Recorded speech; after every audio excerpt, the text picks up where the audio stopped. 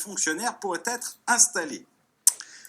100 000 Français se rendent chaque jour pour travailler au Luxembourg. Sur l'A31 aux heures de pointe, ce sont d'immenses bouchons qui se forment quotidiennement.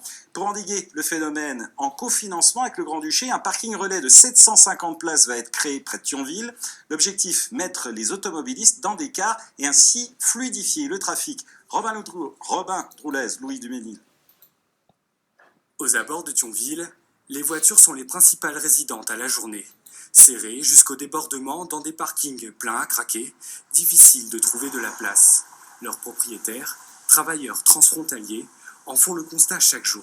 Quand on arrive tôt le matin, c'est très bien parce qu'avec le ticket de bus, on a accès au parking.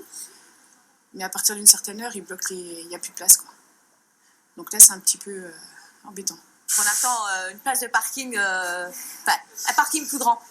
Parce que du coup, ça va être moins cher encore les tarifs. Et du coup, il y a plein de gens qui prendront le bus.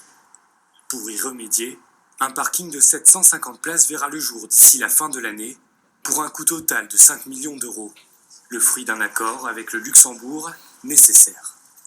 Nous sommes un territoire aujourd'hui quand même très impacté par le frontalier, où les collectivités locales dépensent pour que des gens aillent travailler au Luxembourg, ce qui est bien, mais il faut qu'il y ait un retour quand même à un moment donné.